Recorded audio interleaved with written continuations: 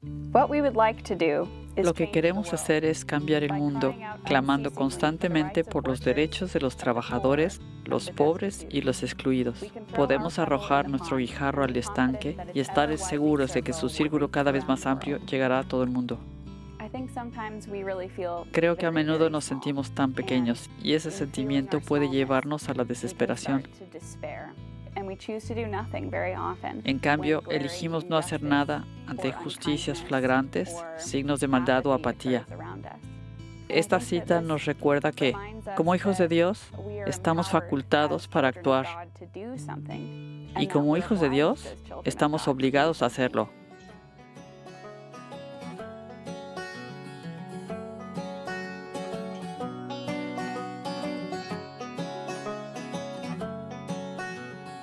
Considerada por muchos como una de las figuras cristianas estadounidenses más influyentes del siglo XX, Dorothy se convirtió al catolicismo a la edad de 30 años. Fundó con el francés Peter Morin el Catholic Worker Movement, una obra particularmente fecunda en hospitalidad y servicio a los más pobres. Madre, escritora, periodista, Dorothy es una mujer que luchó valientemente contra la pobreza, la exclusión, la guerra, las injusticias sociales y raciales con un celo infatigable, optando por lo que llamaba la revolución del corazón. El mayor desafío del día es ¿cómo lograr una revolución del corazón? Una revolución que debe comenzar por cada uno de nosotros. Dorothy nos invita hoy a poner el amor en el centro de nuestras vidas, de nuestros pensamientos, de nuestras acciones. Ella merece que nos detengamos a conocerla un poco más para dejarnos sorprender, para dejarnos tocar, para atrevernos a soñar siguiendo sus pasos en un mundo más justo, más pacifista, más fraterno.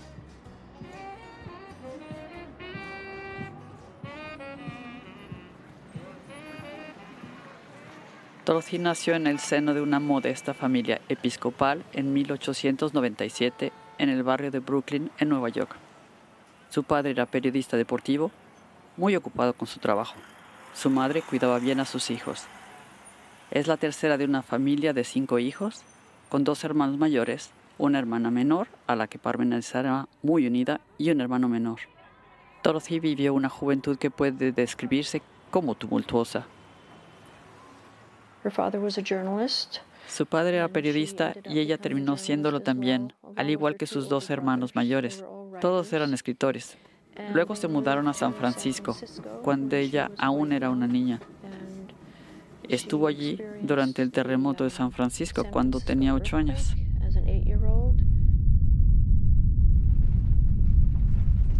Un terremoto golpea la ciudad de San Francisco el miércoles 18 de abril de 1906 a lo largo de la falla de San Andrés. Este terremoto sigue siendo uno de los mayores desastres naturales que hayan afectado a una importante ciudad estadounidense. Hubo alrededor de 250,000 desplazados y 3,000 muertos. Vio a su madre practicar las obras de misericordia, cuidando de todos durante ese terrible desastre. Su madre alimentaba y vestía a toda esa gente que venía del otro lado de la bahía, donde los años eran mayores. La familia Day se ve afectada por esta catástrofe. Su casa sufre daños. El padre de Dorothy, John Day, pierde su trabajo tras el terremoto. Por lo tanto, la familia decide mudarse a Chicago para comenzar una nueva vida. Dorothy pasará parte de su infancia y adolescencia en la ciudad de Chicago. Luego fue a la universidad, y aunque en el pasado había mostrado interés por el cristianismo, se interesó por el socialismo y por aquellos que estaban trabajando para construir un mundo diferente. Abandonó el cristianismo, que no despertaba más su interés. Ella no tenía mucho dinero y se quedaba sin comer para poder pagar los libros. Fue allí donde conoció, a través de sus escritos, a ciertos autores eminentes, Jack London, Upton Sinclair, quienes describieron las horribles condiciones del capitalismo en los Estados Unidos. Entonces ella ya tenía una idea de cómo era la pobreza en este país.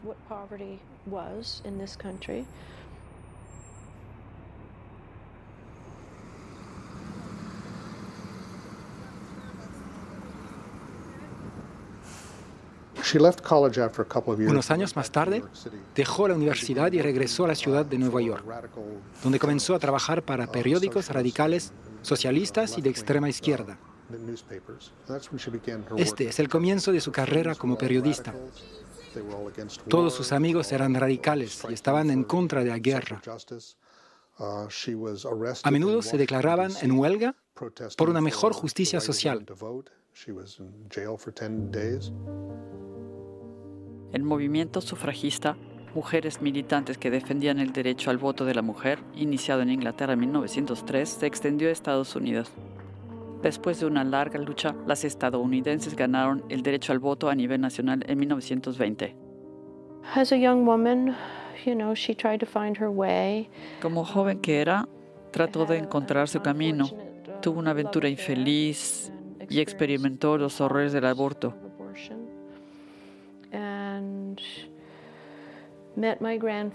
Luego conoció a mi abuelo y encontró consuelo a su lado. Luego dio luz a mi madre, lo que la acercó mucho a Dios.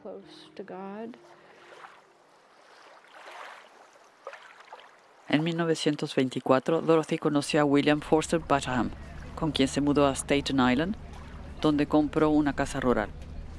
Da a luz una hija, Teresa Tamar. Saborea entonces una profunda alegría y vuelve a la oración, a la lectura de la Biblia y al libro La imitación de Cristo.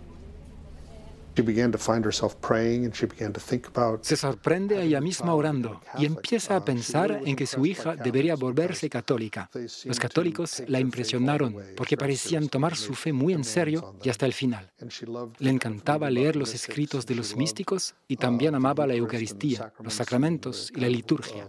Iba a las iglesias, escuchaba y leía el Nuevo Testamento. Entonces, ella quiso que su hija fuera bautizada y decidió que ella también debería bautizarse y convertirse al catolicismo. El padre de su hija era anarquista y ateo y no quería oír hablar de matrimonio.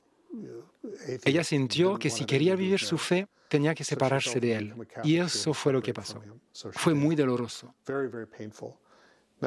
Continuó escribiéndole cartas de amor apasionadas en las que intentaba que cambiara de opinión y se casara con él. Nada cambió. Luego pasó 5 años cuestionándose qué quería hacer con su vida, escribiendo artículos, viajando por todo el país.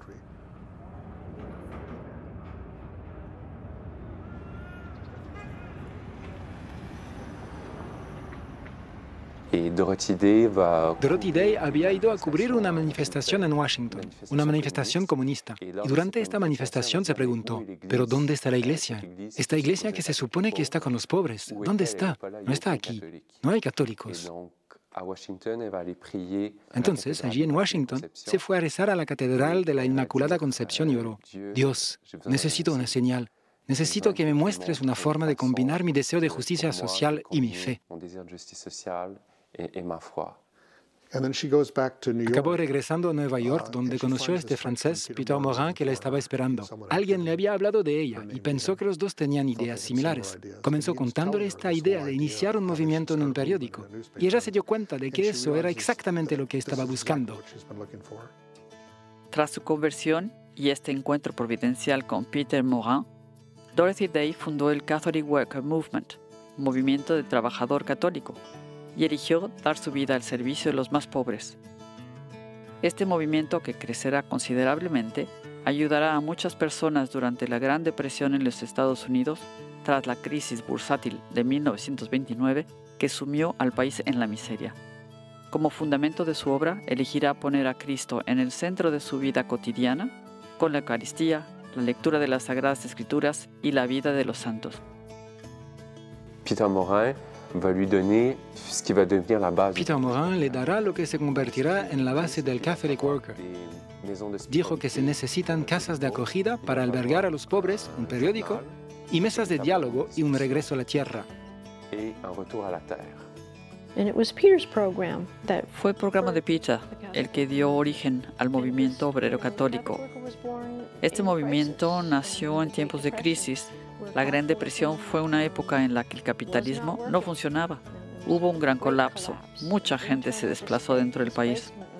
La vida de Dorothy Day estuvo profundamente entrelazada con la historia estadounidense. La Gran Depresión, también conocida como la crisis económica de los años 30, es el periodo de la historia mundial desde la caída de la Bolsa de Valores de 1929 hasta la Segunda Guerra Mundial. Es la depresión económica más importante del siglo XX, caracterizada por una importante deflación y una explosión del desempleo. En 1932, en los Estados Unidos, el número de desempleados ascendió a 13 millones. El 1 de mayo de 1933 se publicó el primer número del Catholic Worker y la gente comenzó a reunirse, unirse a ella y familiarizarse con las ideas del periódico. Esto condujo a la creación de lo que Dorothy llamó una casa de hospitalidad, un refugio, un hogar en el corazón de la ciudad para dar comida a los hambrientos y cobijo a algunos. También se convirtió en un lugar de encuentro para debatir y discutir el vínculo entre la fe y la acción social. La comunidad neoyorquina Catholic Worker tiene 3 componentes. Tenemos 2 casas en la ciudad, aquí es donde se practica la hospitalidad y se sirven comidas calientes. Pero también tenemos personas sin hogar que viven con nosotros. También somos responsables de publicar un periódico, el Catholic Worker, el mismo que comenzó Dorothy. Las 3 casas colaboran y participan en el desarrollo de ideas que serán publicadas, así como en el envío de periódicos. No solo tenemos 2 casas en el centro, sino también tenemos una granja llamada Farm Peter Morin, que se encuentra aproximadamente a 1 hora y media al norte de la ciudad. También es parte de nuestra comunidad y la sostienen las mismas personas que cuidan las 2 casas del centro. Lo que ella dijo fue, necesitamos una revolución del corazón. Y creo que eso es lo que necesitamos hoy en día, es cambiar nuestro corazón, cambiar la forma en que recibimos a los demás, cómo percibimos a los demás. Y eso es algo que aprendió de Peter Morin. Si quieres cambiar el mundo, comienza contigo mismo. Y cambiándote a ti mismo, puedes cambiar a los demás.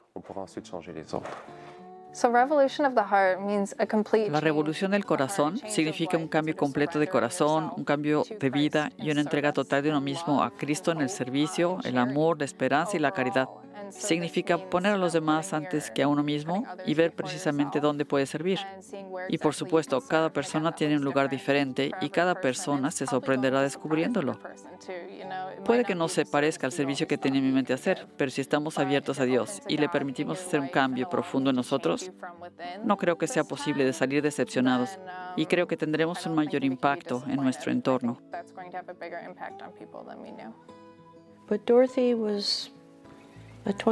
Dorothy fue una mística y santa del siglo XX. Se retiraba a rezar sola como Jesús. Se sentaba a menudo ante la Eucaristía y escribía.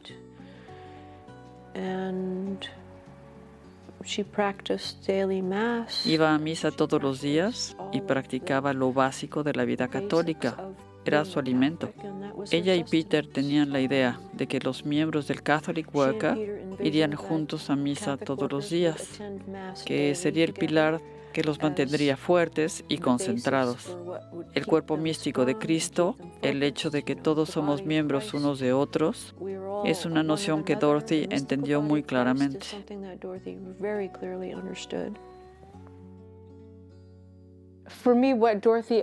Para mí, lo que Dorothy nos muestra es la forma como mantuvo unidas cosas que nos parecen opuestas. Tenía ideas políticas radicales, pero también iba a misa todos los días. Era una católica muy tradicional por un lado y una pensadora radical por el otro.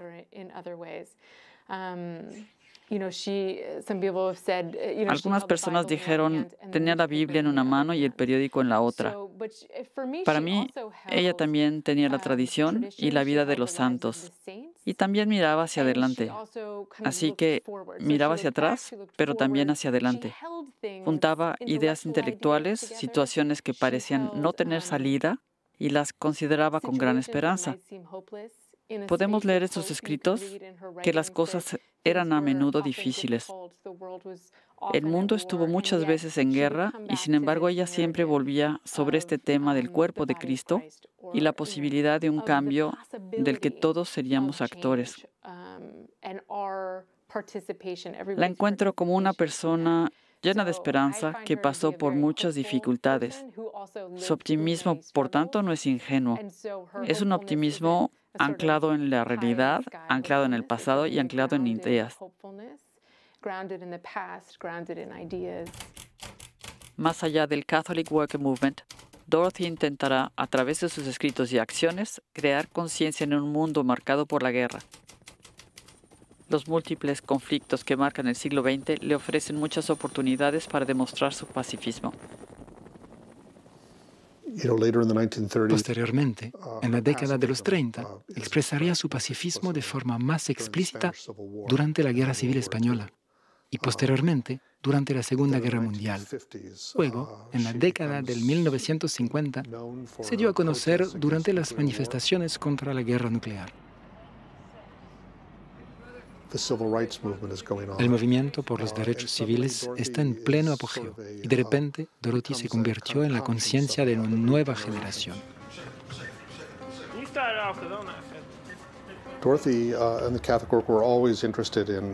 Dorothy y el movimiento del Catholic Worker siempre estuvieron interesados en temas de derechos civiles y la lucha de los afroamericanos por la justicia y los derechos civiles desde las primeras apariciones del Catholic Worker. En la década de los 60, en particular, brindó mucho apoyo y atención al movimiento de derechos civiles e hizo varias visitas al sur para escribir sobre estos temas. De 1955 a 1961, en Nueva York, había simulacros de ataques aéreos una vez al año y tenías que refugiarte en el metro o en el sótano del edificio en el que estabas. Las calles tenían que estar vacías. De hecho, el Estado dijo que si ocurría un ataque nuclear, todos tenían que refugiarse. Tanto Dorothy Day como Amon Hennessy respondieron que se trataba de una guerra psicológica contra el pueblo estadounidense, que si ocurría un ataque nuclear y la gente se refugiaba en el metro, irían de hecho a su tumba. Así que fueron tranquilamente a un parque público, se negaron a ir bajo tierra y solo sostenían carteles para protestar pacíficamente. Dorothy Day pasó 30 o 60 días en la cárcel por eso, si no me equivoco. Durante 7 años, continuaron con su protesta pacífica en cada ejercicio de ataque aéreo. Sin embargo, en el 4º año, llegó un nuevo integrante que provenía del movimiento War Resisters League, quien dijo: «Oigan, es maravilloso lo que están haciendo, pero hay que acercarse a las universidades para interesar a los jóvenes en esta causa». En el 4º año se sumaron a su manifestación 500 personas, en el 5º 1000 y en el 6º 2500. Y no solo en el parque, sino en varios lugares de la ciudad.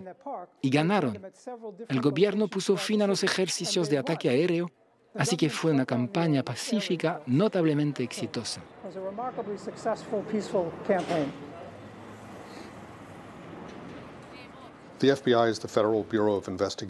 El FBI es la Oficina Federal de Investigaciones y en los años 50 y 60 tenía fama de espiar lo que llamaban prácticas subversivas o antiamericanas.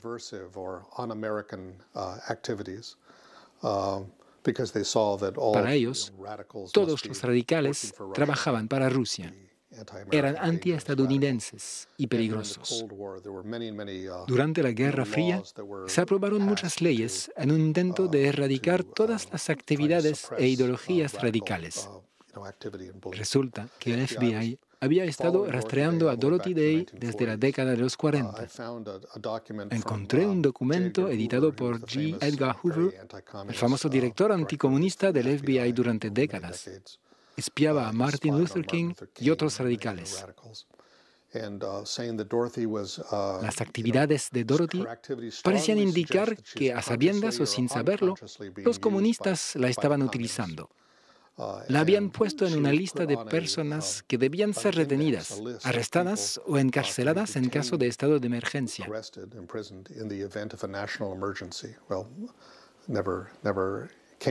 El caso nunca se presentó, pero es interesante constatar que ella y su radicalismo despertaron este nivel de interés y preocupación. No podían entender cómo alguien podía ser tan radical y tan preocupado por la paz y la justicia siendo un católico sincero y devoto.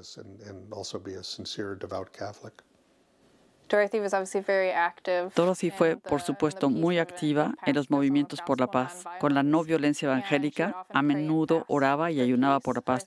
Creo que la esencia de su mensaje es que cuando nos sentimos abrumados por una crisis global masiva, una crisis que parece tan grande y fuera de control, hay algo que cada uno de nosotros puede hacer.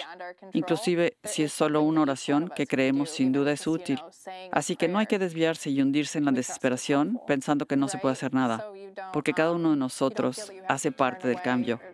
Esto se verá cuando más personas se unan a nuestro movimiento. Este gesto que cada uno de nosotros puede hacer será diferente en cada caso. Tal vez uno puede traer provisiones, otro puede pararse frente a un consulado y otro puede escribir una carta. Simplemente tenemos que averiguar a qué estamos llamados. Dorothy nos enseña que tú puedes hacer algo, que importas, que eres parte de la solución.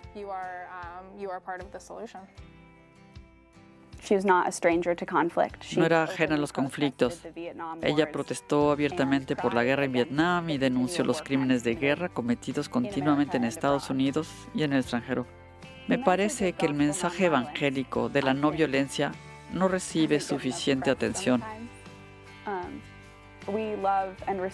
Amamos y recibimos en nuestro cuerpo a un Dios que dijo que cuando alguien nos abofetea, debemos poner la otra mejilla. Y si alguien te pide caminar 1 kilómetro, camina 2. Finalmente, entregó su cuerpo y su vida por personas que lo escupieron, lo golpearon y lo desnudaron en público. Es muy difícil como creyente y como testigo. La cruz es piedra de tropiezo y una locura. Y creo que el testimonio cristiano genuino también lo es, a veces. Al final de su vida y de forma póstuma, Dorothy Day recibe numerosos reconocimientos y premios por sus acciones. Por ejemplo, recibió el premio Pacem in Terris en 1972, en plena Guerra Fría. Este premio se otorga cada año en memoria de la encíclica Pacem in Terris del Papa Juan XXIII a personas que han trabajado por la justicia y la paz en el mundo. En la década de 1970, Dorothy comenzó a cansarse y dejó la responsabilidad de su trabajo a otros. Murió de un paro cardíaco en Mary House, su lugar de residencia, el 29 de noviembre de 1980 a la edad de 83 años, con su hija Tamar a su lado.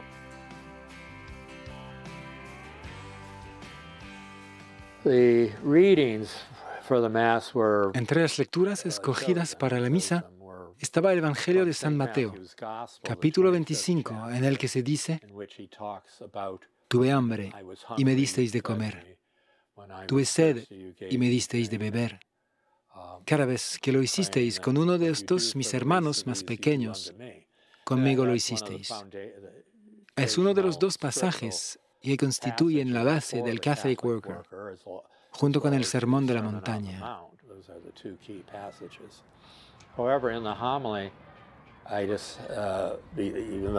Sin embargo, durante la homilía, solo prediqué sobre la idea de la verdad y sobre este pasaje del Evangelio de San Juan, cuando Pilato se enfrenta a Cristo y lo interpela de manera casi cínica, sarcástica, preguntándole: ¿qué es la verdad?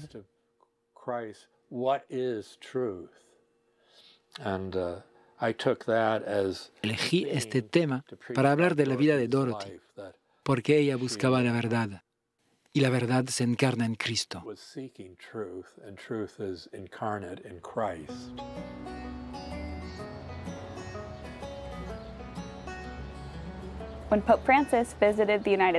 Durante su visita a los Estados Unidos en 2015, el Papa Francisco se dirigió al Congreso y mencionó a Dorothy entre 4 estadounidenses ejemplares que vivieron en los Estados Unidos durante los tiempos modernos y que deberían ser emulados. Los mencionados fueron Dorothy Day, Thomas Merton, Martin Luther King, Abraham Lincoln. Ser citado entre estos grandes nombres es verdaderamente notable. Creo que Dorothy es un modelo extraordinario de santidad para el mundo de hoy. Ella es verdaderamente una santa en el espíritu del Concilio Vaticano II y de Gaudium et Spes, la constitución pastoral sobre la Iglesia en el mundo moderno. Ella representa a la Iglesia en el mundo moderno, un mundo de violencia, de dificultades para el mundo del trabajo, donde se vive la opción preferencial por los pobres en solidaridad con las víctimas de la injusticia. Es una santa que trasciende todo tipo de barreras artificiales entre el mundo religioso, el mundo de la Iglesia y el de los hombres y mujeres. De manera muy específica, encarna la comprensión de la misión que el Papa Francisco trajo a la Iglesia, una Iglesia pobre, para los pobres, que se aventura más allá para tocar las llagas de Cristo, para tocar a los que están en las periferias, a los que están al margen de la sociedad, una Iglesia que no teme ensuciarse porque sale a la calle.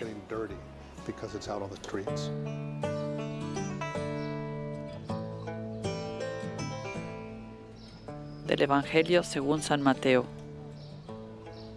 Porque tuve hambre y me disteis de comer, tuve sed y me disteis de beber, era forastero y me acogisteis, estaba desnudo y me vestisteis, enfermo y me visitasteis, en la cárcel y vinisteis a verme.